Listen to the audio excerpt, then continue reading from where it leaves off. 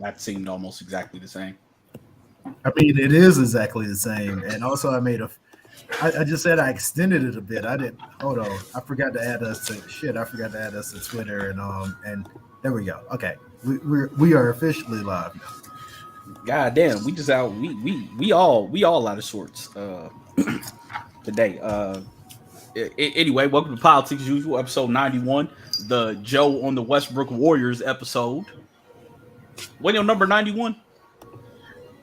Oh yeah. That was dang. I was in my 91. Dennis Rodman bag. Yeah. That's a nasty number. Joe number was Hey, I was 91. hoop.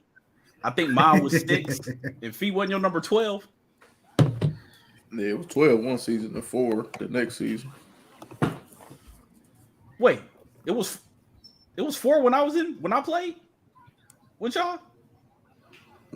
Yeah, I didn't have 12 the next season because everybody was fucking jocking 12. And then I was like, John Stockton had 12 and I ain't wanted no more. I was trying to get 11, but I couldn't get 11, so I went to number 4. Yeah, I know I had number 6 the one year, and then I had number 2 the year we won the title. Even though almost fucked that up. But anyway, we back. Everyone's here. How was everyone's week? Once again, boy, actually, shit. My week actually isn't over. So, yeah. You got to work tomorrow? So, without saying too much, I did something very stupid. Like today was my final day at my current job, and I did not give myself a break, and I start my new job on Sunday. So, Oh, yeah. Gotcha. yeah. Damn, Yeah, on Sunday? Well, congrats, but Yeah. working Sunday is nasty work right there, boy. Yeah. That workership period for the birds. I mean, everybody got it like you, Joe. I mean, I don't got nothing. Joe be working. Joe be slaving on the weekends. Yeah, my work weekend is next weekend. I'm slaving. Oh yeah, that's wild. So I work Sunday through Thursday for a little bit. It's not a bad schedule. Yeah, it's not bad. It gets a little old though because your Saturdays are basically Sundays. Yeah, which is The fuck is that noise? Oh, is that Cats. is that my I cat? forgot bro? your cat had kittens. I was like, somebody Oh yeah, like screeching I got out this Nigga motherfucker. back there I getting got 5 shanked, cats in bruh. the house, bro. Oh yeah, nah. But yeah, I guess we'll hop right into it. Speaking of elementary school sporting events, our boy Wag on the timeline was asking people who was the most famous person they had to match up with in their professional endeavors. Some funny answers in that. It reminded me of there was a year where my brother and I played football in Warren, Ohio. And I'm pretty sure if Mario Manningham was in the school district, we would have played against him at some point, but it's not noteworthy. And it reminded me of my most terrible, embarrassing moment in an organized sporting event. So we figured we would go through and tell stories of the time we looked most pathetic in an organized sporting endeavor. Does anyone want to go first? I will. I mean, I'll go first because I have 2. So my first is Damn, if 2? you, yeah, they're pretty quick though. My first if I'm from a town in Alabama that's like a football powerhouse. So one day, for 2 days, the morning session, my coach is like, get on the bus. We're not practicing today. Like, you don't tell us shit. So we drive to Tuscaloosa where we have a 7-on-7 camp. All the Tuscaloosa schools are there, and Tuscaloosa schools are like shit in football. So you have Holt, you have American Christian Academy, you have all the Tuscaloosa schools. So I'm killing it. I'm playing free safety, like niggas dropping balls, so I'm still doing the waving, no fly zone shit. I'm like, yeah, I'm killing it. So we match up against ACA, which is a private school, an all-white private school that has like less than 100 people. It's this stocky white boy wide receiver. I'm like, oh yeah, I'm about to cook this nigga. Like he hits me with an out route, and I like slide, and like I have to walk off the field, pretend like I have a cramp. Turns out that's Brad Smelly, who goes on to play for Alabama and starts at tight end. My second story, we also played a school in Alabama in soccer, and and one guy on this team by the name of Fernando Zambrano, like he was a parade All-American. Nigga sound also, like he good at soccer. And also he was on the Team USA under-17 team. So he's a central midfielder. I'm a central midfielder. So he's coming up the pitch, and I like slide tackle and like strip the ball from him. I get up, start beating my chest, and he like, okay. So he then draws a foul and it has a free kick. He instead of kicking the free kick like towards the goal, he kicks it right in my shit and knocks me out. And then he like I got something for y'all because if you don't know, Alabama has a mercy rule. If you score 10 goals before the first half, they call the mercy rule. So he was like, yeah, I got something for y'all. This man proceeds to score a double hat trick to get us out of there. So yeah. And then their soccer field was like right next to what's the Crystals? He was like, yeah, Crystals across the street. Y'all need to go eat. Facts. Yeah, nigga got us out of there. Yeah. Damn. Hey. Well, mine is the year we lived with our dad. He decided that we should play football to make friends, which made sense for one of us because one of us was an athlete. That one was not me. So we on the team. My head is about the size it is now, but I'm like 4'7" and 50 pounds maybe. So I wasn't getting on the football field. I got on the football field twice. He was a receiver on the team. For some reason, he had to go out, and I went in a receiver. I run an out route. Our stepsister's boyfriend was the quarterback. I'm butt naked in the end zone. Like, throw me the ball. He looks at me and goes, and throws it to our tight end who was triple covered. Tight end, by the way, went on to play D1 football at Bowling Green. Shouts to Bowman. I get back to the huddle, and before I even open my mouth, Shane goes, you saw the football coming. You'd have dropped it. And he was absolutely correct. The knock on me was I could catch it as long as I didn't see that shit coming. So the embarrassing moment is, for some reason, I had to go with a free safety against Western Reserve, who our coach hated because he got fired from coaching them. So I go on to safety, and coach grabs me. He's like, hey, just stay with Vince. Vince he was in my grade. He's this big-ass dude who played middle linebacker and fullback. So I'm like, all right, cool. This is easy. Stay behind Vince. Vince gets swallowed up in the hole, and they're running an option play. I see the quarterback bouncing it to the outside. I think I got an angle on him.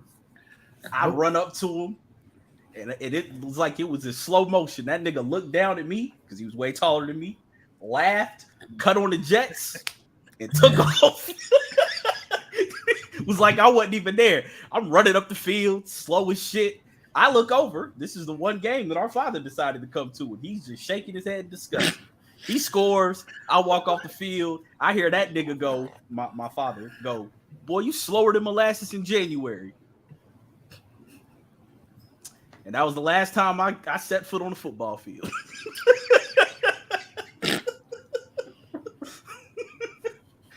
Nigga, why is your name Andre Ingram? I was about to address it. I was like, hey, that's a nasty name, my nigga. But y'all remember that dude, that 33-year-old Yes. dude who came up for the Yes, I Lakers? That nigga Joe had just told us in the chat earlier that this man has played 13 seasons in the G League. He's number one in 3-point makes or something like that, but he's number 3 all time in scoring. So I'm like, how trash are you that you've been in the G League for 13 years and you're number 3 all time in scoring? It's time to go to Enterprise, my boy. Hey man, Hey, go nah, to he the the- Guangdong Golden Tigers, man. Like, get out of the G Man, League. he the Open up president this of spot he for the somebody president else. of the G League Players Association, man. Get that man some credit. It ain't no, hey man, you've been doing your thing for 13 years. But then Joe told me he tutors math on the side too. Like, nah, bro, it's time to go, man. I'm sorry. Hey man, I got pursuing his respect. dreams. I got respect for him, but I don't got respect for him because, like, No, I man, think go you go need to to let it hoop in go. Tel Aviv, man. Like, why are you in the G League for 13 years? yeah, go over there 13 with Jimmer, years. bro. Go over there with Jimmer, bro. Jimmer be dropping 50, bro. 60-point games over there, man. Go Just get a go over statue, there. bro. But why is that your name? You still have to answer that question. Like what about him is Let representative that of you nigga rock, right man. now? That's why I'm confused. But shit, nigga, I've been balling for 13 years too. Shit. With no results? Is that what you saying? I got some results. It just ain't at the big leagues, nigga. What you mean? Hey, that go. I thought you was finna say that nigga cooked you once upon a time. I was gonna be like, damn, nigga, where was I at? Nah, I don't know that man. Although we about the same age, shit. All right, man. What do y'all give y'all embarrassing story? Man, let me see. These happened in Japan. I was playing intramural basketball, and like some of the officers would be niggas who went to like the Air Force Academy to play basketball, or they went on like a ROTC scholarship somewhere. So these niggas was athletes, but you ain't always know they was athletes because they was officers, and some of the officers be squared. So anyway, I get to bumping my gums at this nigga. Nigga got me out of the 3-point line. I'm playing defense, hand checking, got my hand all in his rib. This nigga do a fucking pull through and then hit me with the fastest crossover I ever seen in my life. Broke my ankles, bro. Broke my ankles so bad. The next time down, they're on the fast break. And I'm like, oh, I'm going to just take the foul. I try to take the foul. They throw an alley-oop, and this same nigga ducks on me. Nuts on the back of my neck. I was like, hey, come get me, bro. Let me get that sub, bro. Yeah, like you gotta fake it. Like when you overseas, there's nothing to do on base. Like there's not that much shit to do. So everybody comes to these games on base. This is like a high school like game turnout. Like for flag football, for softball, for bat, it don't matter. Niggas are showing up, and not to mention, it's people who work in the gym that are seeing this too. So it's like, damn, the bitches done seen me get dunked on. Like everybody has seen me get dunked on, seen me get violated. Yeah, no, you got to fake a cramp or something. Nah, I just, bro, I just took my L, bro. I ain't talking no more shit to no officers though, because them niggas be fucking hooping, bro. Mm-hmm. Joe, what's yours? Kind of the same thing. It wasn't in the murals, but I was in Al Dhafra, and like Fee said, overseas it ain't shit to do. So you got to put yourself on the schedule. My schedule, I worked from fucking midnight to 8, went to sleep, woke up about 2, and I went to the gym to hoop every day.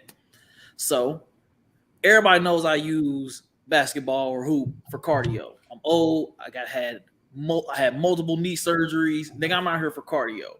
But I still play because I like to play. I'm playing with a kid that I also work with. He's on the opposite team. And just so happened today, he's giving me buckets. And it's like, all right, normally, just because I use this shit for cardio, I'm like Pat Bev on steroids. Like, nigga, I'm hyperactive, I'm annoying, whatever. Like, niggas hate me, but they pick me because they know somebody on the team is going to play fucking defense.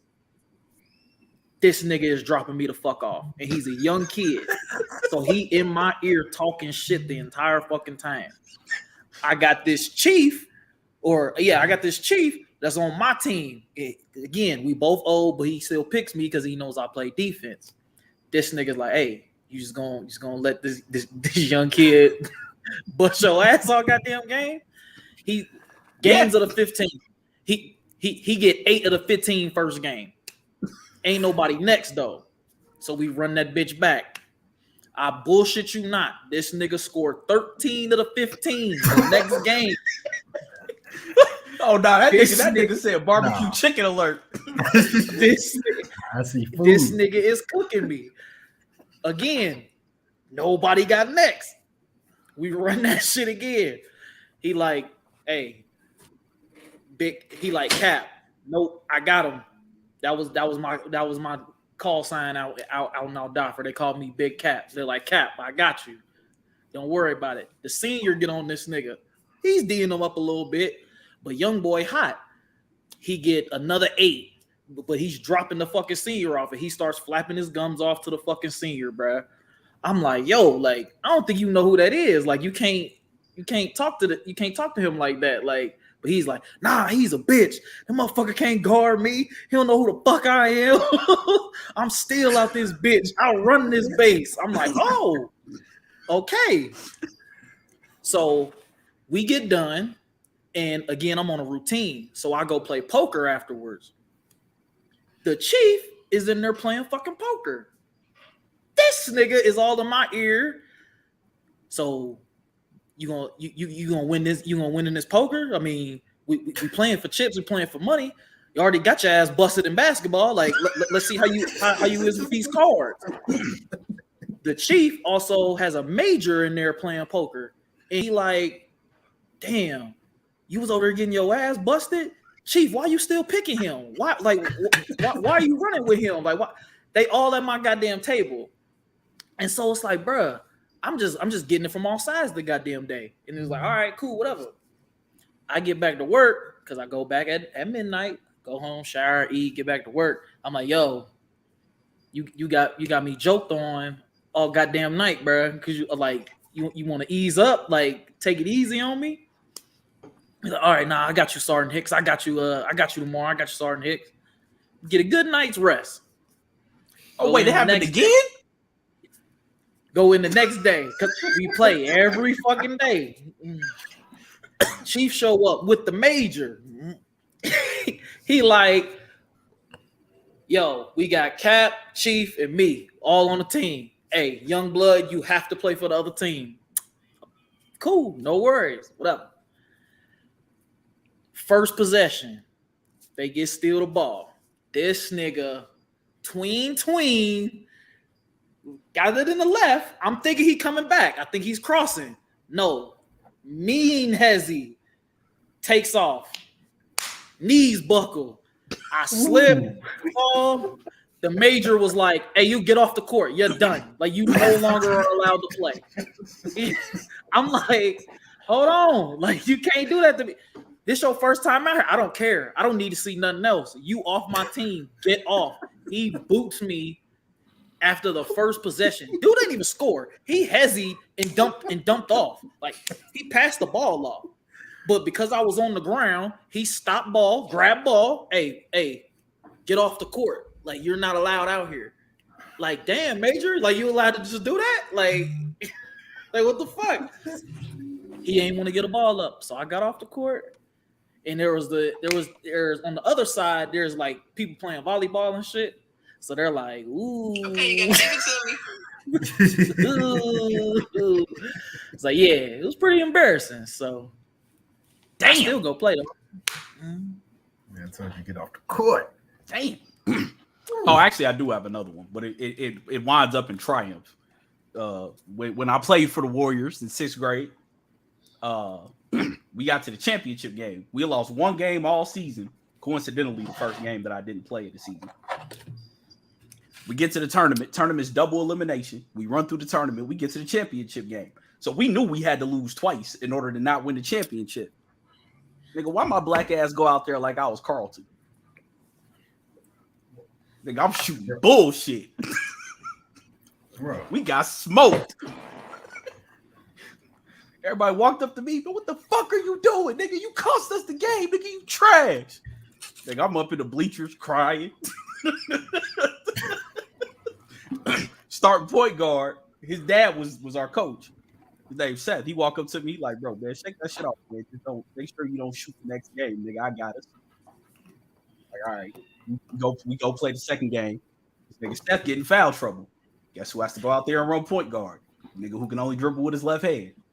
Nigga, I forgot our center, Dallas. Rest in peace to Dallas. Nigga was bigger than everybody. Nigga, I threw that into that nigga. Every time down the court, I come up the court, boom, that nigga had like 20 points. Won the chip.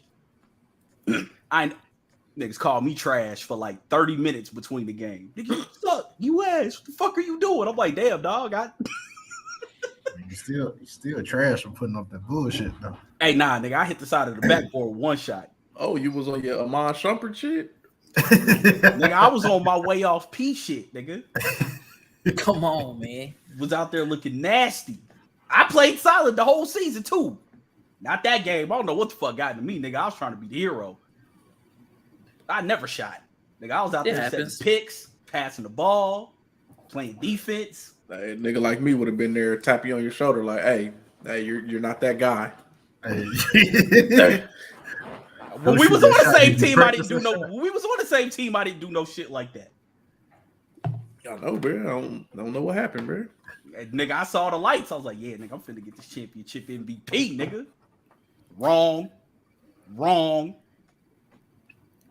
Oh no! It wasn't the Kobe shooting game, bro. We can't even disrespect Kobe like that.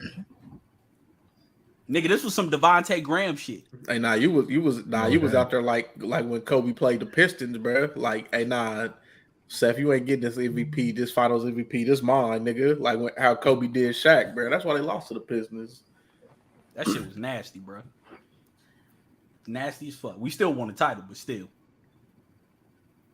I was like, nah, I ain't shoot that entire game, nigga. I was butt ass nigga. They shoot the ball, nigga. Nope. What do y'all get open? Nope.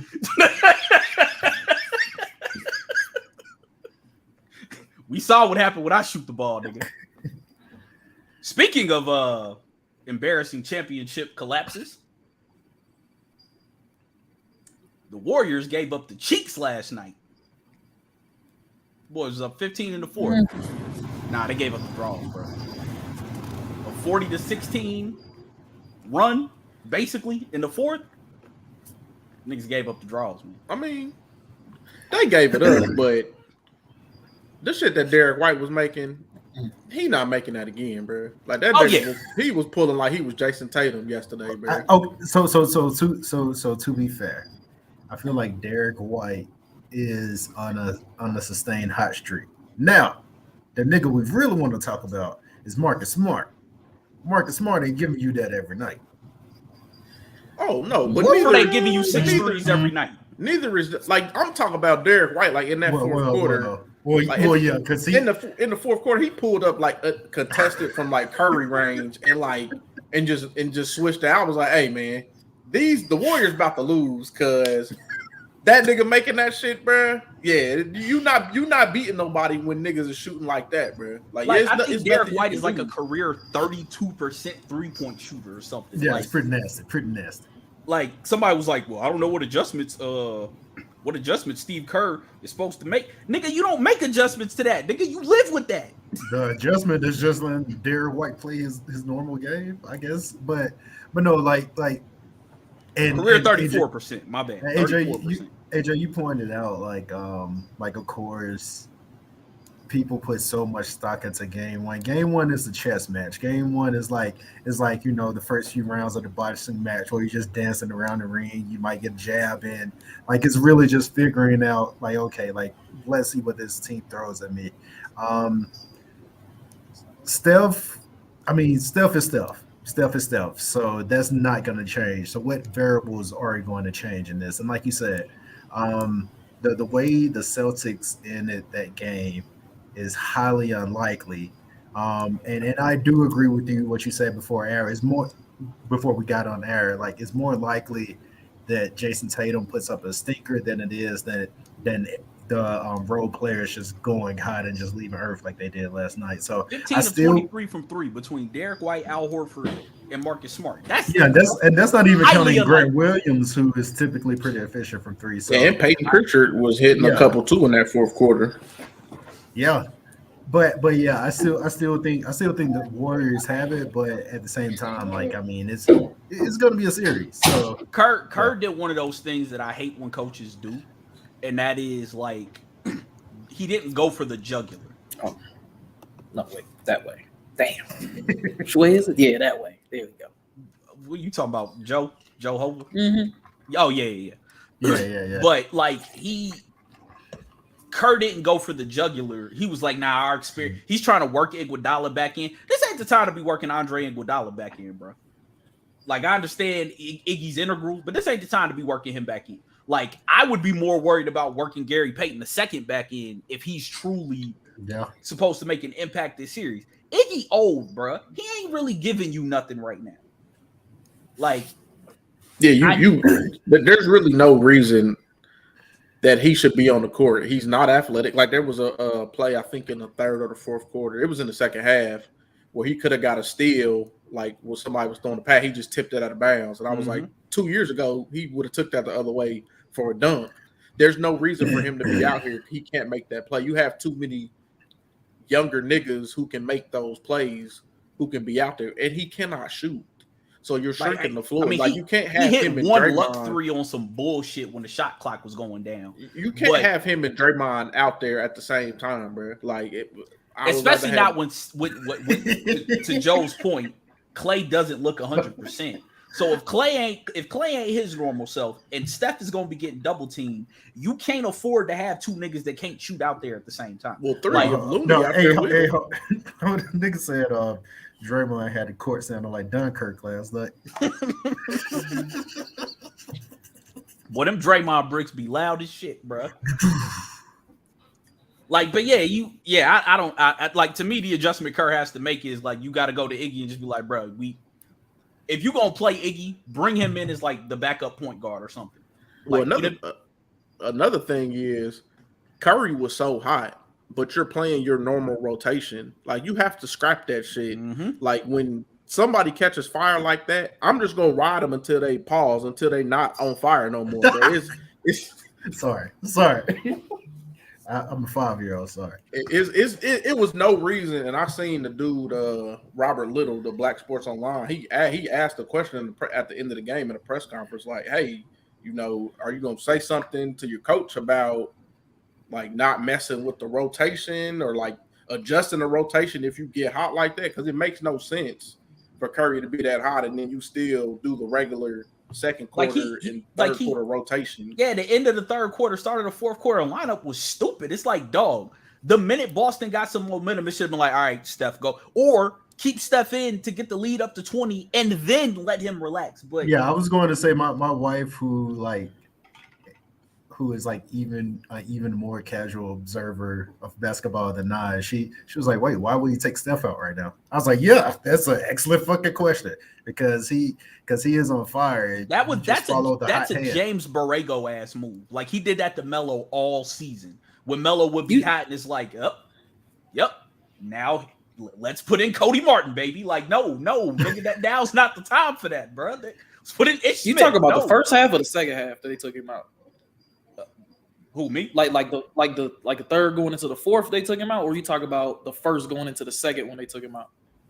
I was talking about the third going into the fourth. Yeah, the third going to the fourth. Like I don't like the first half. I went for the kill shot to me.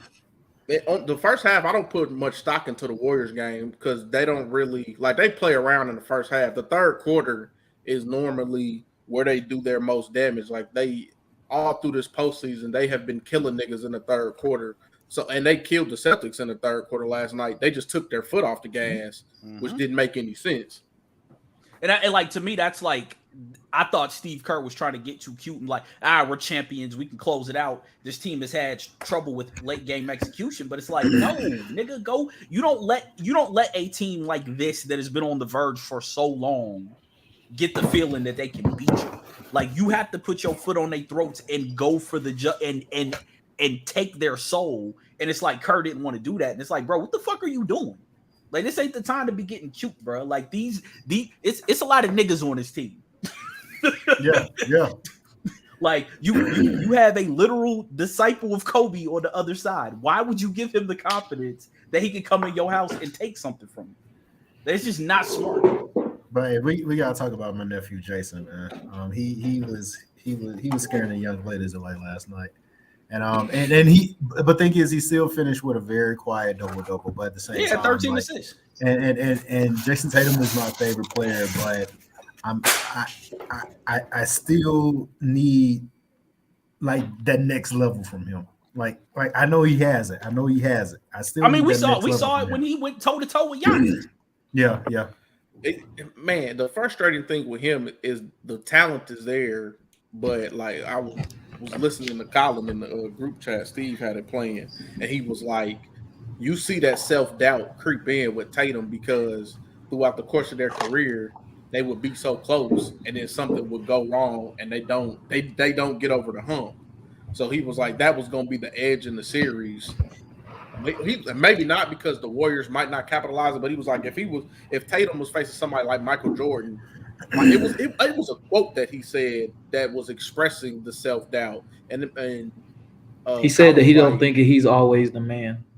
Yeah, and Colin was like, if Michael Jordan heard that, he would call Rodman, Pippen, and Ron Harper like, "Hey, you hear what this nigga said? Hey, get on his ass and make sure he know he not the man." So like shit like that, I think keeps him from getting to where he can be because he has potential to be the best player in the league. Like definitely potential to be. And why on God's green earth are Draymond and Iguodala doing podcasts after a collapse like that? I don't care if you went to the gym and you watch film, nigga. You do not need to be doing no fucking podcast after your team just gave up the draws. Y'all niggas blew a 15-point lead in the fourth quarter and got outscored by 24 points. No, this is the wrong time to be doing podcasts, nigga. Sit your ass down somewhere. We don't need to hear from you right now. We don't need to hear your thoughts, nigga. We'll hear your thoughts after the series, nigga. You know how mad I would be if I was one of their teammates? Like if I'm Kuminga or Moody? Like so y'all niggas just gonna pot it up. But then at the same time, the niggas don't really got the stripes to Yeah, like who are those but niggas that's to tell what I'm saying. Draymond some shit? But no, that's what I'm saying. That's why I would be mad because it's like especially a nigga like Moody. Like Moody ain't get to play all season. He's played well in some spots, but he's you don't get to this point without feeling like you the man. You can't say nothing, but you watching your vets go do podcasts after they just gave up a massive collapse in the NBA finals. Like that to me is just so wild to me that you would do that. Like I still think I always thought this series was gonna go 6 or 7, and I felt like Boston had the best chance between them and Miami of beating the Warriors. But the only reason I'm not counting the Warriors out, if anybody else, if this had been 2 first-time finals teams, I'd be booking the Celtics right now. Collapses like that do not typically bode well for a team. Yeah, but this the thing though. Boston has been prone to those collapses all playoffs. So yeah. I mean, true, but the fact that they've had to fight, scratch, and claw through every series except Brooklyn, because that was just a goddamn. They caressed them boys for 4 straight games. But the last 2 series they've had. But they really didn't though. Like that's the thing. Like yeah, it was a sweep. Yeah, yes, it was a sweep. But game 1 was literally a 0.2 second like. Well, I meant the physicality. Game 2 was close again. Like. Just because, yes, the outcome was a sweep, but the games, the first 3 games were a lot closer than that. Well, no, Joe, I meant they was literally like getting physical with them boys. That's what I meant. That's fine, but if you're getting physical and, like I said, the games are still close, like what's? I mean, the point is they've shown they can win. Like they went toe to toe with Giannis. They almost gave up the goddamn draws. If Jimmy Butler had the slightest bit of legs. We talking about something completely different right now, but still, this ain't the team you want to give confidence because they've been on the brink so many times. It's kind of my point. I wouldn't be doing podcasts after I just. But for me, like the Warriors have been down in the finals before, like in 15, they was down 2-1, and then they made their magic happen. So they was down 3-2 to the Rockets in the conference finals. Like I don't know. To me, they have the pedigree to be down and lose a game at home, and then still be able to go. If they didn't have the resume, any other team, I would be saying, "Oh yeah, nah, this shit is over." That's why I'm not counting them out. But to me, you still don't play with your food and like, nah. Somebody got to holler at Kerr and be like, "Hey, bro, stop getting cute. This ain't the time for your Phil Jackson Zen shit, bro."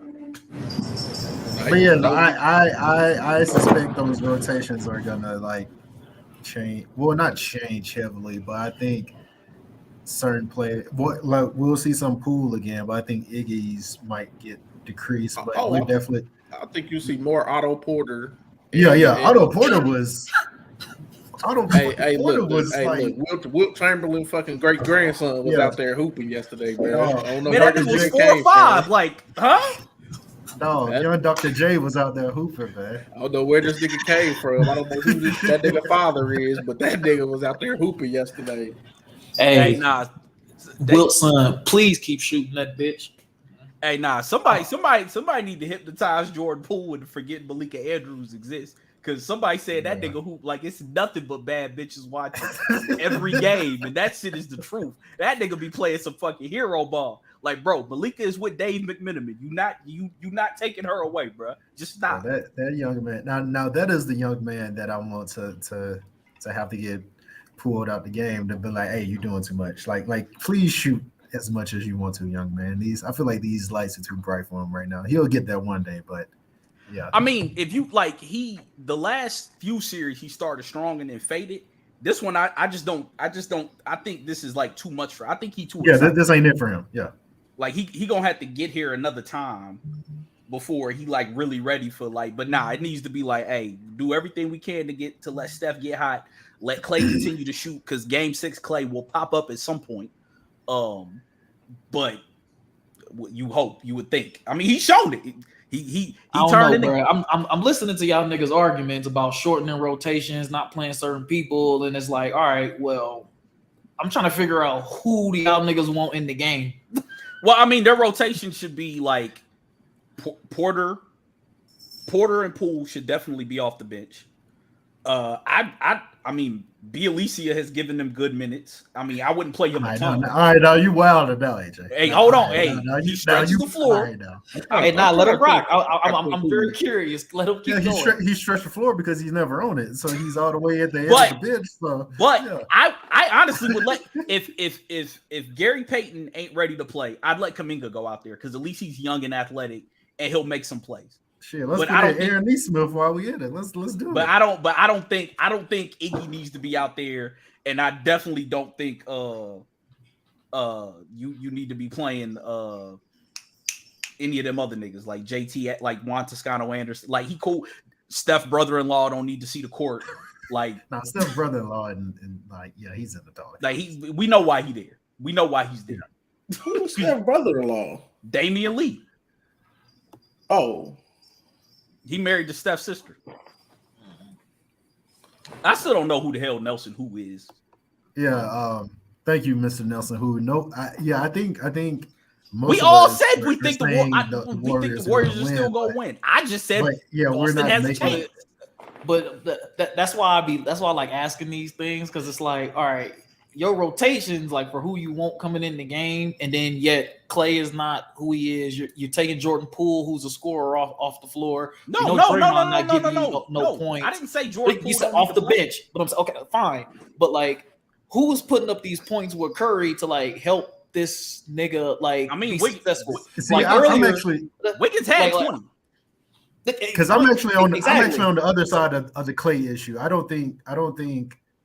Like, I'm not saying Clay is 100%, but at the same time, I don't think he's like at a lower percentage as most people. I think this game is going to be an outlier for him, and I think he'll be all right. Yeah, I said before y'all got on when me and Ronnie was talking about it, you have to let Clay keep shooting even when he's not hitting because at some point Clay's going to show up. Like you have to live with that.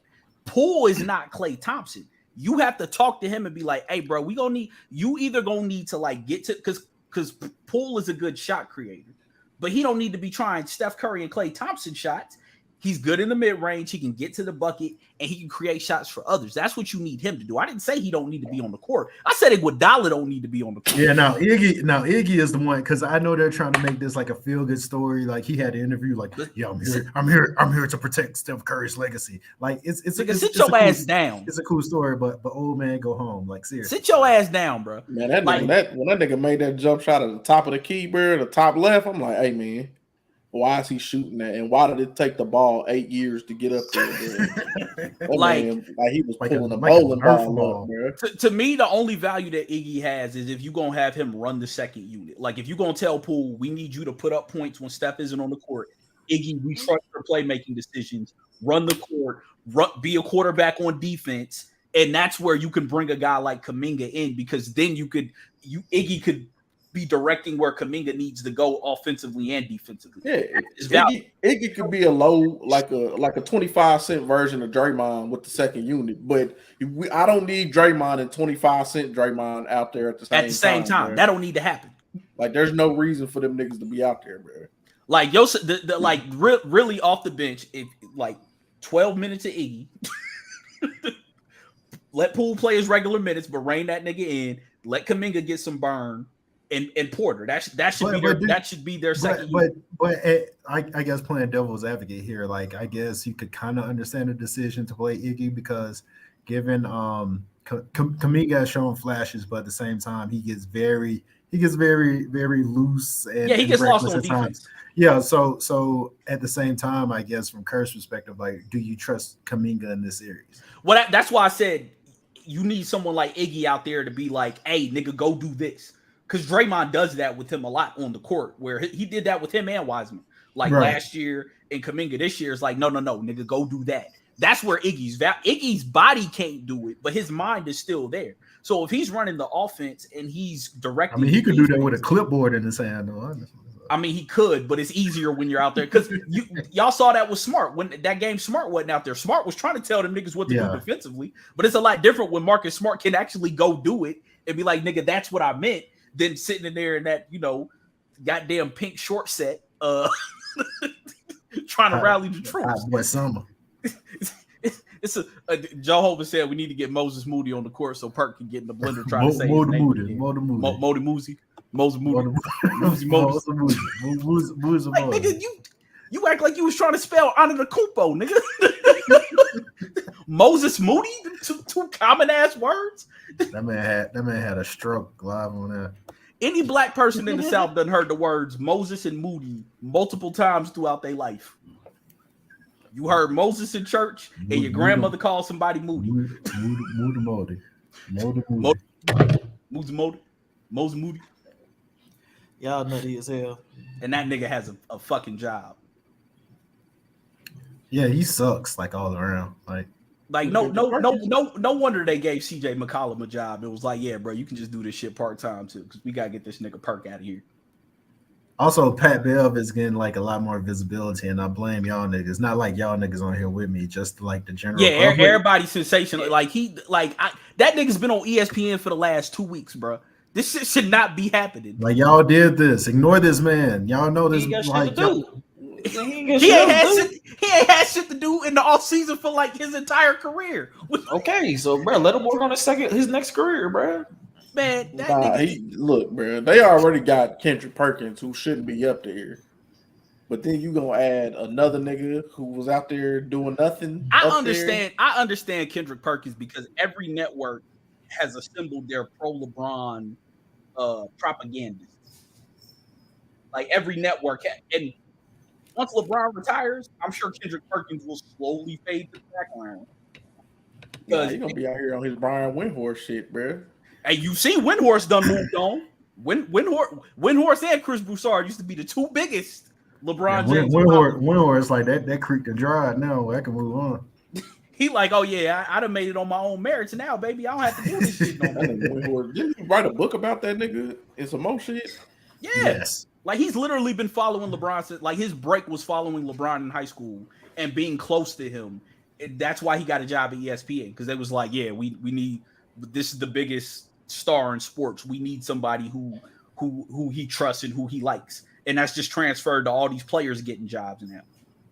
Man. They need to transfer Pat Bev the fuck out of there. Whoever hired that nigga need to fire him, bro. I appreciate niggas like Matt Barnes. Like Matt Barnes need to be the nigga that's on there, bro. But he probably too real for ESPN. But that putting up there.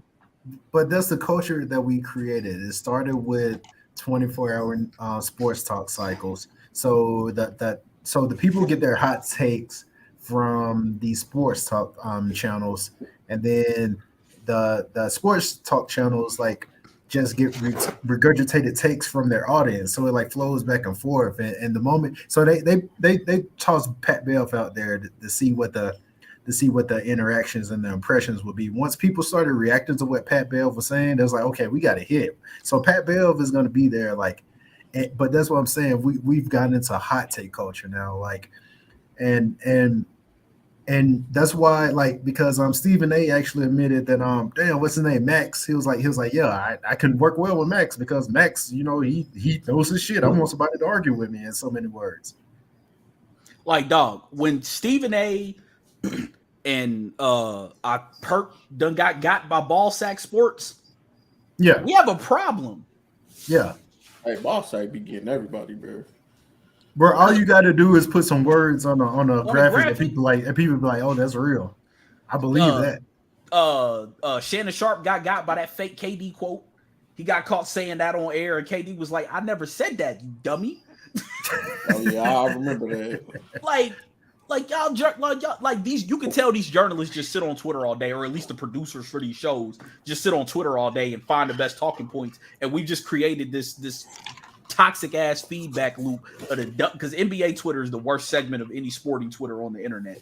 I'm really convinced. Like these niggas are fucking terrible. And then these talk show hosts are just turn around regurgitate. I blame niggas like Cuffs, that nasty motherfucker.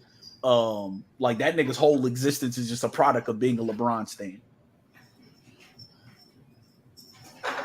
You just imagine how nasty that is. Hey, speaking of, somebody said they had to stop going to church because they said giving praise to God felt too much like dick riding. What? Nah, that's wild. Man. That's wild, man.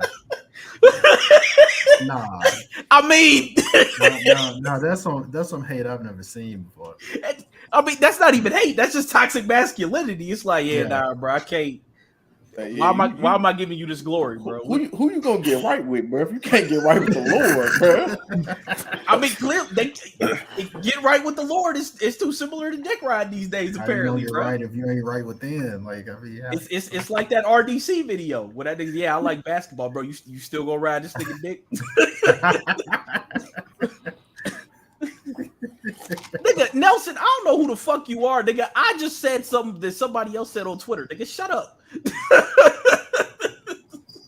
Nigga done said my name twice in the damn chat, bro. You don't like having fans now, bro? No. I really want to know who this is. I just want to know who the fuck that is. AJ trying to keep us in the mud. He was like, we don't need no viewers. I know, right? Like, listen, bro. I said this on Ride for Short podcast where that nigga tried to make a hashtag challenge out of a low moment I had. Nigga, I don't want to be famous. It's the last thing in this world I want. So all my social media pages are private. Hey, look. Y'all can give me all his fame and notoriety. He don't want it, nigga, I'll take it, bro. I was built for it. Literally. God put the shine here for me, nigga. Nick, we used to show up at schools and this nigga would get chased around the playground by girls like he was Justin Bieber or Lil Bow Wow. Hey, I told people that people like thought I was lying. I'm like, bro, I'm that's not a joke. Like we would show up at a school and I would just be on the swings by myself and just see a cloud of dust chasing a light skinned nigga, and this nigga with like 40 girls behind him. Like, bro, in second grade when we came from Germany, we was going to the school called Morrison, and they had these little fucking concrete tunnels. So girls wasn't allowed to be in there with boys. So I would literally have to run to those at recess and just stay in there so girls would leave me alone, bro. Like I could not enjoy no fucking recess, bro. Happened at Mountainside.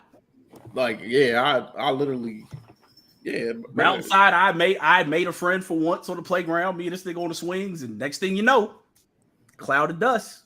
This nigga Fee running with like 16 girls behind him. Bro, when I was in 8th grade, we stayed at my dad's house. They said I had a list because I just had all these fucking girlfriends. I'll break up with one and just be with another one like the next week. Dog, I was at my locker one day trying to get to class because my locker was super far from everything. I'm struggling to get to my locker with my big ass book bag and shit, trying to swap books out. I look behind me, it's 5 girls that standing at my locker surrounding me. I'm like, oh, I'm not used to getting this much attention from women at this age. I'm like, can I help y'all? Does your brother have a list? What are y'all talking about? I don't know what you're saying. What list? A list of girls he talks to. I'm like, what are y'all talking about? Y'all share a room, right? Yes.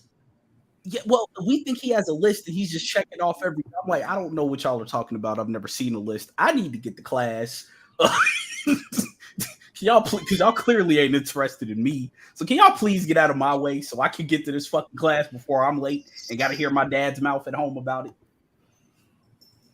So yes, he was clearly. Here go this nigga Nelson again. Bro, my name is not even Andre. That got to be somebody from Twitter or something. Yeah, no, it's definitely somebody from Your Twitter. name is Andre, bro. So you ain't Andre Ingram now, bro? I feel you. Man, I'm Andre Ingram today, but not for real. Like people really don't believe me when I would tell them that about this nigga. It's like, nah, bro. Like, I think when we got to Trotwood was probably the first time that didn't happen, where he didn't just show up at school and end up getting chased around by a bunch of girls. It's because light-skinned niggas wasn't in style. Or he befriended a bunch of niggas quickly. I didn't have recess with y'all, so I wouldn't know. I'm just talking shit. You know that's my nigga. Didn't y'all have beef when he first got there? Yeah, because I don't fuck with light-skinned niggas.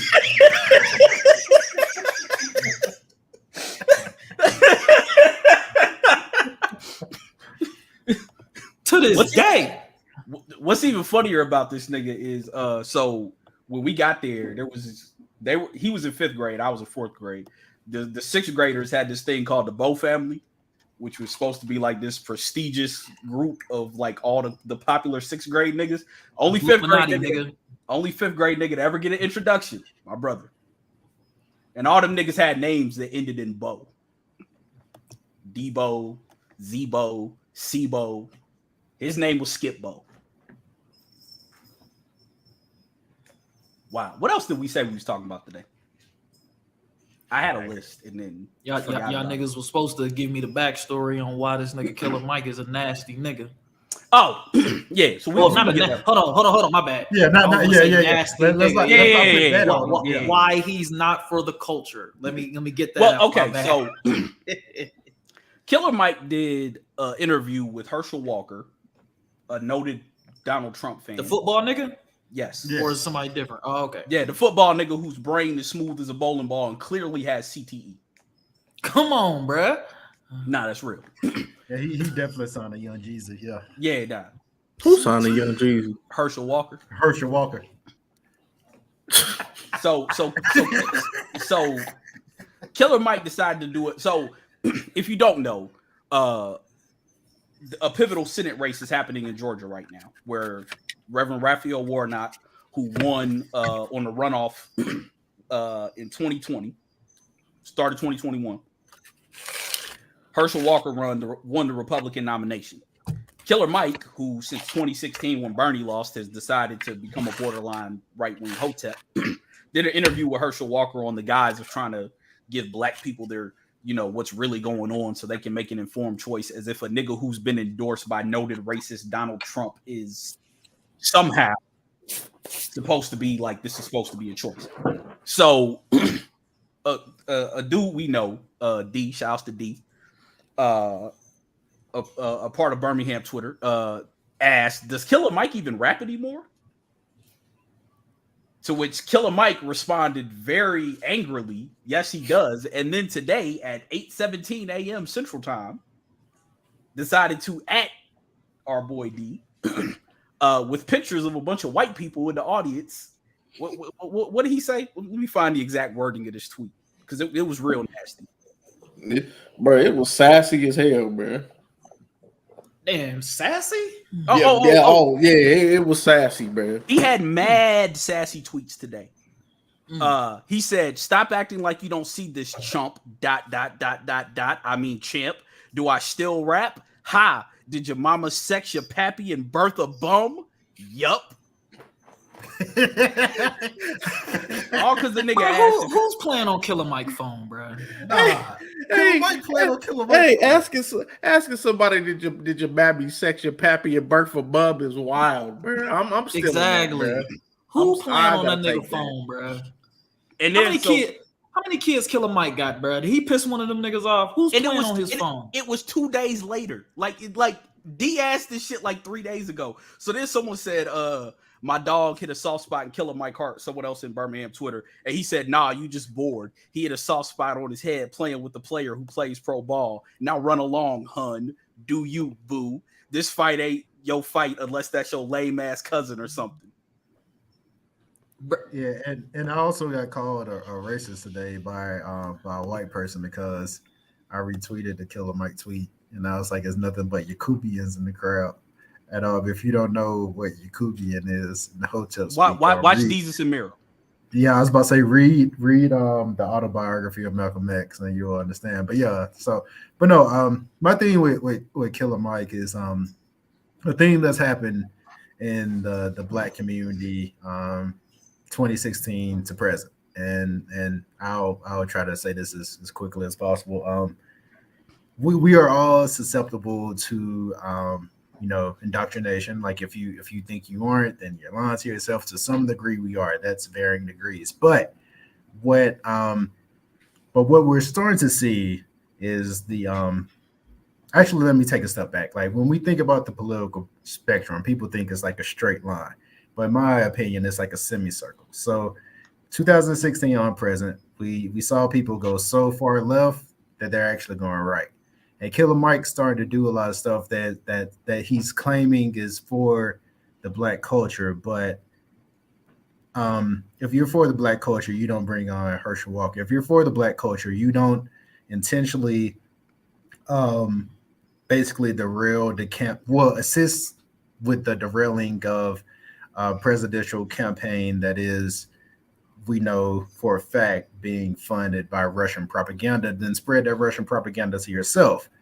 Not to yourself, spread it yourself to your people. So he's doing a lot of things that he's saying is for the black culture, but it's actually like counterproductive to the black culture. And that's my problem. I'm seeing a lot of people who, and regardless of what your political leanings are, if you're willing to give, people across the aisle more of a chance than you do that people on the other side of the aisle, then I'm like, okay, you're being a contrarian. Because like I said earlier, I feel like he's like the Joe Rogan black guy. He wants to be the black guy that is accepted by the Joe Rogan type, who is really like kind of right wing. So yeah, he's been moving foul since 2016. He's been saying a lot of wild shit since 2016. Lee said that nigga make morning breath raps, and that's the accurate shit I ever heard. Reverend Dr. Dash said that nigga makes who move my cheese raps for the neck beards. But I'm not going front, man, because like I like to sit here and pretend like I never like Killer Mike's music. That'll be false. To pretend like I've never like respected the things that Killer Mike once did would be false. He taught college classes. He had like prior to 2016, he had this campaign where he was getting people to buy black in Atlanta. He was like, if you're in Atlanta, buy black. But 2016, I'm seeing the way he's been moving, and it's been a drastic shift. What's happened is you got too many of these niggas who are so desperate for something that they're willing to fall for anything. And what it is too many people have fell for the lie that Barack Obama didn't do anything for black people, when the reality of it is Barack Obama did shit for everybody, because you can't put anything in the government that is specifically for black people and not for anybody else. It'll never get passed. So the way that you do it is you frame it as for everybody so that everybody moves forward. And what these dumbass niggas can't figure out is that they think because the Democrats can't do anything right now because of Manchin and Sinema, that the Republicans must have something else to offer, when the Republicans are actively attacking every single minority group that they can. Like, they went after the LGBT community. They're going after women. Who the fuck do y'all think is after that? They banned Muslim countries. Who they don't attack the Latino community. Who do y'all think is next? Who's next on the chopping block after those groups? Us. So what, y'all think they just gonna magically stop it? No. So if you are actively doing anything for the party that is clearly anti anything other than straight white men, then you are anti-black people. And that's what y'all niggas got to stop falling for, is Democrats don't do shit for black people. Well, they're the party that's not they're not the party that's actively hostile towards niggas. How about that? Yeah, and at this point, that's all black people can hold for. I was about to say, government that is not actively hostile towards us. And to put this into context, like there's like no political party in America that represents like my true feelings. But at the same time, I know what the Republicans are. And too many niggers like try to be like, oh, let's be fair, but then you break bread. Like I hate when black journalists, when when people like Killer Mike will bring on a Republican and allow them to use their platforms to spread their entire manifesto, like, and don't even challenge them, some and gotcha don't moment. even. Like, And because that's the thing, if you would have brought on Herschel Walker and grilled him, I would have had some respect for him. But you brought this man on, and it was basically a fucking promotion for his campaign. the thing that he's hanging his hat on is, well, he got Herschel Walker to admit that Trump lied. Who on earth thinks that that's going to sway anybody that's a Trump supporter? We know Trump's a liar. We know he's a con man. We know he's a racist. We know he's a rapist. We know he's all sorts of things. That didn't stop 80-something million people from just voting for the man. So what the fuck you think somebody, yeah, Trump's a liar. Okay, so what? What's that going to do? We just saw people in Tuscaloosa, Alabama overwhelmingly vote for an Auburn coach that beat them 6 times in a row. Do you know how impossible that is? Yeah. Y'all niggas that don't live in Alabama don't know shit about the Iron Bowl. That is impossible, but it happened because the old saying about Alabama is true. If Jesus had a D next to his name and the devil had an R next for his name, the devil would win by 16% or whatever it is. The devil would get 2/3 of the vote. So all you niggas out there who are too smart for your own fucking good and think that, oh, the Democrats don't do shit for me. Well, nigga, I just want a government that ain't actively hostile towards me. And after 2024, when niggas can't vote and cops are back beating up on niggas with impunity and niggas can't even protest in the streets because state legislatures then got gerrymandered to veto-proof majorities to the point that they can pass all these fucking laws to where motorists can run you over and beat you and cops can shoot you and nothing can happen and your vote don't count. Then you niggas come holler at me. Because all I'm going to tell you is we tried to tell you dumb motherfuckers this in 2016. And y'all motherfuckers don't want to listen. Too busy trying to be libertarians and contrarians and listen to Joe Rogan and fucking think that all these fucking coon ass niggas gotta fucking y'all niggas wasn't on here when we was doing this, but we had a series in 2016 when we was telling niggas this. We sounded the alarm early at the KWC. So we try to tell you niggas. So when the inevitable happens, I don't want to hear none of you niggas fucking mouths because y'all been on here complaining about stimmies and trying to make Trump seem likable, asking niggas what was Trump's funniest moment. So in 2024, when that nigga wins and we never have a free election ever again after that, I don't want to hear you niggas fucking mouths. When it's like Rush out this bitch where you can't even criticize the government and suddenly you get black bagged and go missing, I don't want to hear you niggas fucking mouths because that is what it's coming. Gonna be like North Korea, bro. Well, you niggas can't even leave the country no more. And you think Can I be Dennis Rodman if it's North Korea, bro? You think there's an exaggeration when Florida, a federal judge had to strike down a law that was passed that your comments can be removed from social media if you do not align with a certain political party. And I'm pretty sure you could guess what the political party is. It's coming, guys. It's coming. Every single democracy watchdog has been saying that we are on the path of an authoritarian government since Trump got elected. Before that, really, but we are on that path. It's happening, and you dumbasses keep thinking it's not happening. Y'all keep. Yeah. So all right. So when the protests were happening in Atlanta, this nigga aligned with the police because it was like, my dad's a cop. But so and true enough, your father is your father, but you were basically putting that like ahead of like what's actually happening in Atlanta, which is, if you don't remember, after George Floyd, that guy running away from the police, and I think like the Wendy's parking lot was shot in his back, point blank range. Yep. The video was up. This man was then like siding with the police after that. So I'm just saying he's been moving foul after that. Fair enough.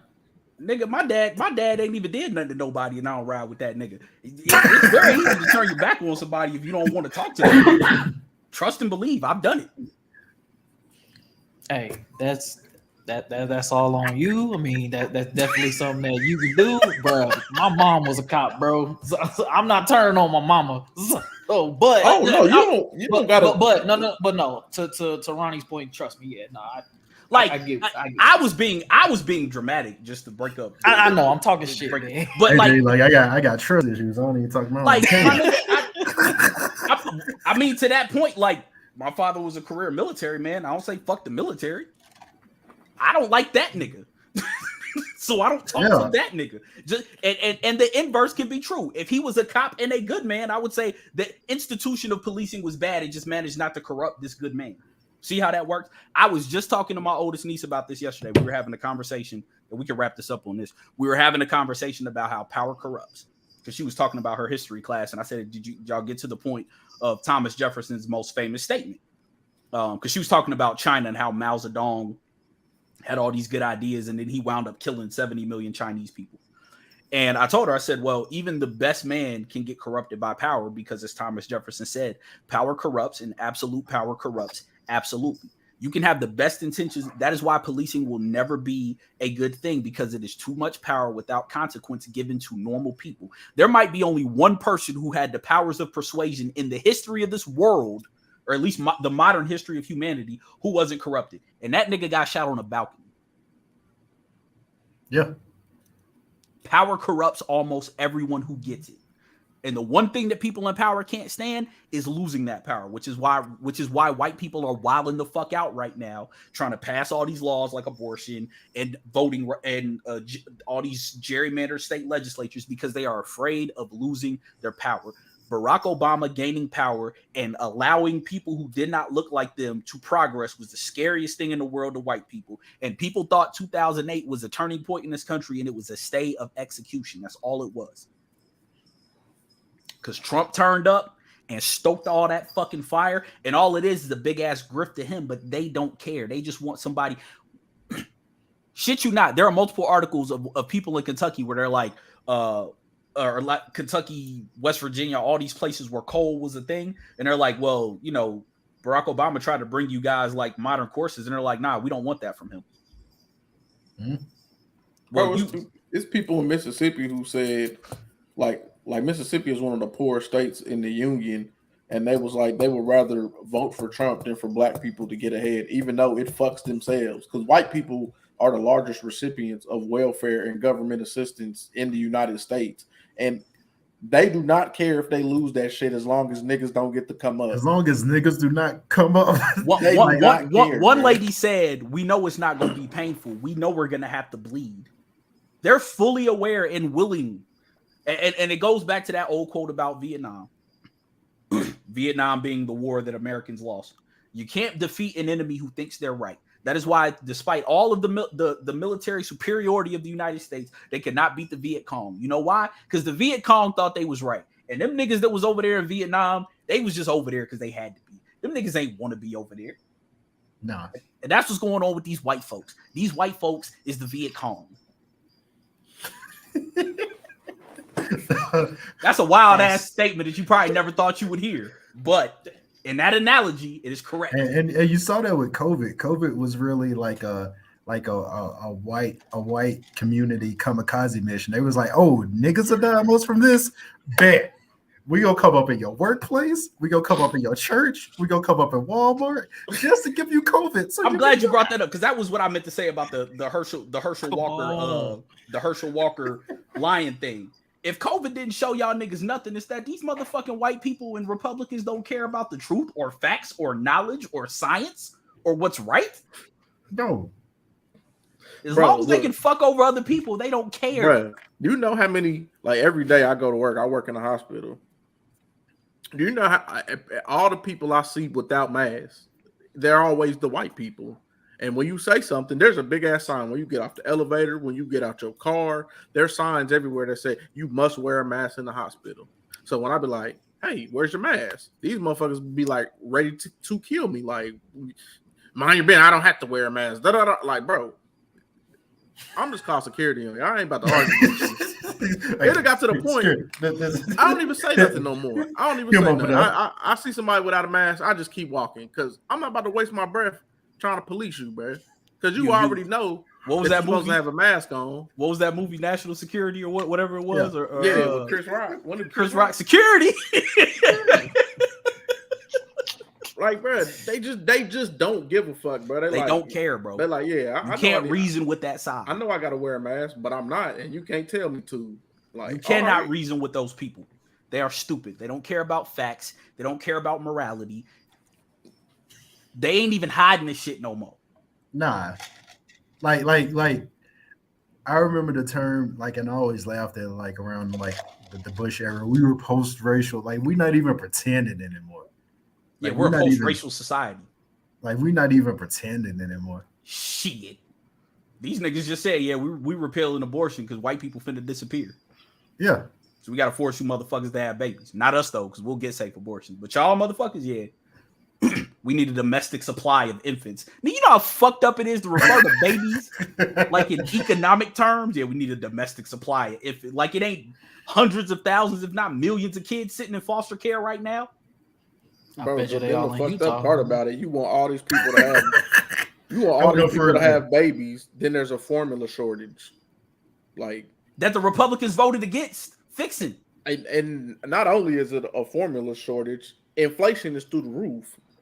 Motherfuckers is about to families are gonna have to start piling up like in the old ghettos, like when the United States first got over here. Like niggas is gonna be living on top of each other again. Yeah. Because even like they're Because they basically want to trying keep they want to keep poor people poor. That is we have become an oligarchy and a kleptocracy. That's all it is. We're gonna be just like Russia in after 2024. And we're gonna have to wipe these videos off the internet because otherwise we're gonna get black bag. Well, I'm gonna get black bag. Okay. I mean, Joe, Yeah, you don't as say long as it nothing now.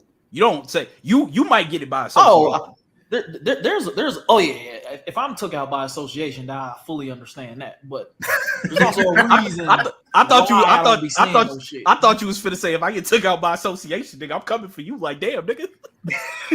In the We give you a afterlife, platform. nigga. We give you the platform. That's the thanks we get. Nah, man. Nah, I don't say too much shit just because of where I am. So it's just like, I'll be No, all right. I like my brother. I feel you. Like,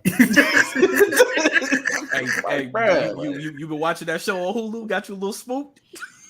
No. Oh, see, I don't even want to talk about it because then it sounds it's gonna sound like I'm caping for him. No.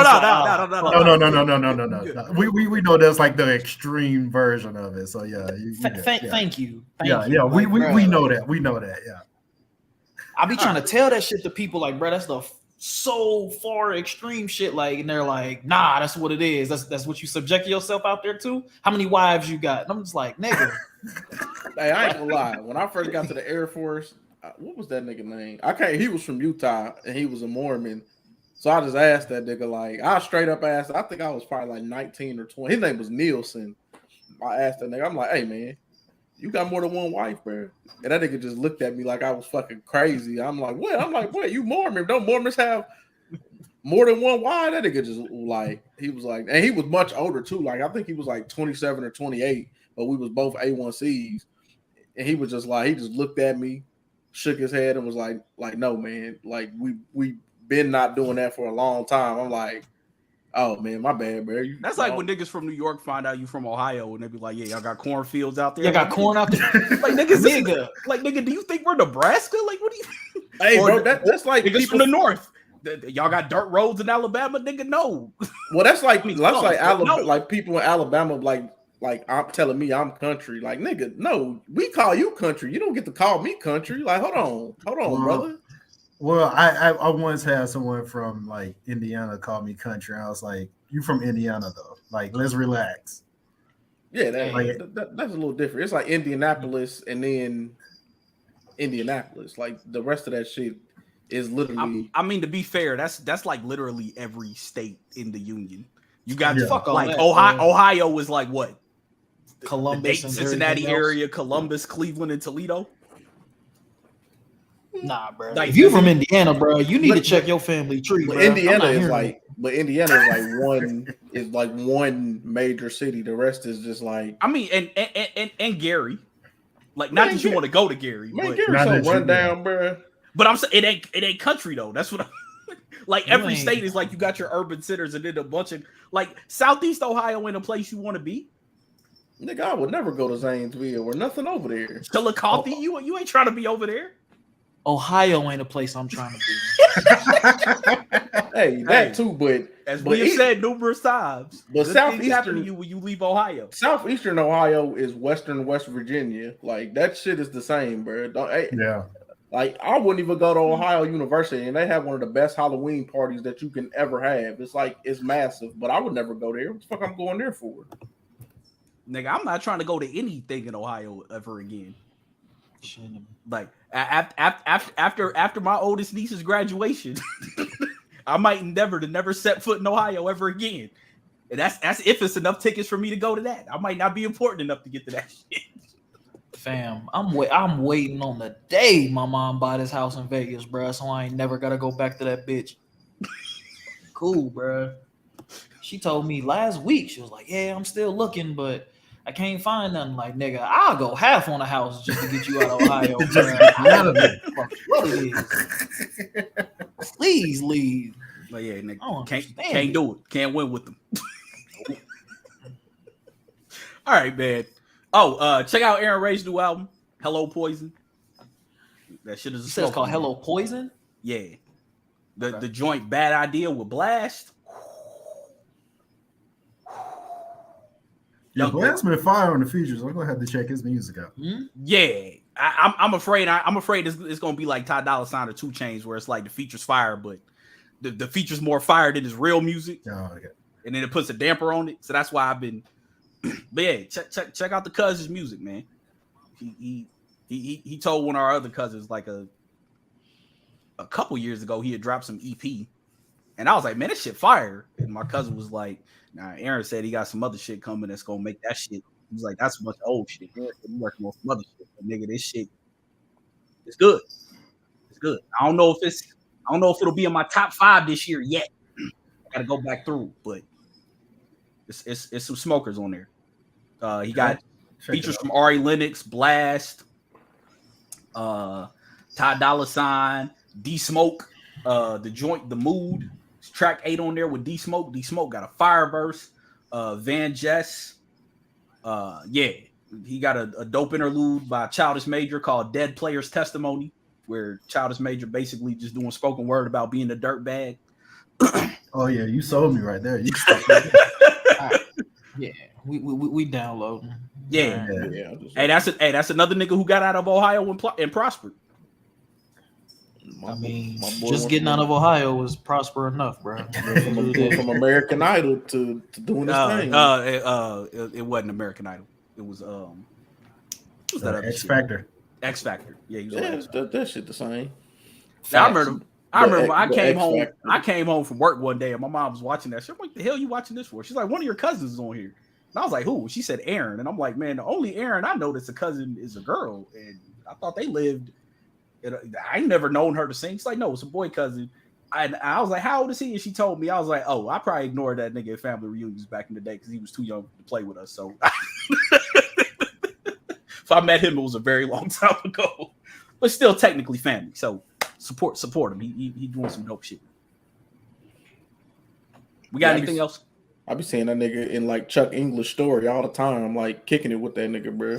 My piano teacher was producing something for him. I don't think it ended up on his album, but he was in the studio working on something for him. I was like, oh shit, that's my cousin. He was like, word, I'll tell him you said what's up. I said, he don't know me. That nigga don't know who I am. Come on, man. I was actually supposed to get in the studio with him, but my cousin who has the same first name as my brother, that he was in Atlanta, he called me. He's like, yo, I'm in the studio when Aaron come through. And I was like super depressed. I was like, nah. Nigga about to drop some mood music bars on the R&B joint. Oh no, nigga, I was at home listening to mood music, nigga. Which one though? The first Mood music 2. Hey, that's the best one. It was either Mood Music 2 or 10 Minutes. That's what I was listening to. And that nigga, I'm like, yeah, nah. When he texted me, I'm like, yeah, nah. We ain't about to disrespect 10 minutes. No, 10 Minutes fire. But that song almost gave me cancer. That's probably my favorite Joe Budden song. Nigga, that song almost gave, nigga, you know how many Black and Milds I smoked to that song? I hear the open few seconds and I smell a Black and Mild. Like, oh yeah, you be like, damn, where my shit at? Like, damn, nigga, you ain't smoking in 15 years. Nigga start freaking the black.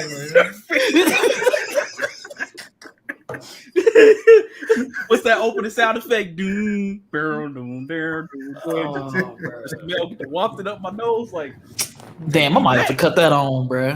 nah, don't do that to yourself, bro. Don't do that, man. You're in a good place in your life right now. Oh, I'm at a very good place. You know what? Yeah, Let me not do that. I'm very happy. Oh shit, man. Check out the kidsworkcrowds.com.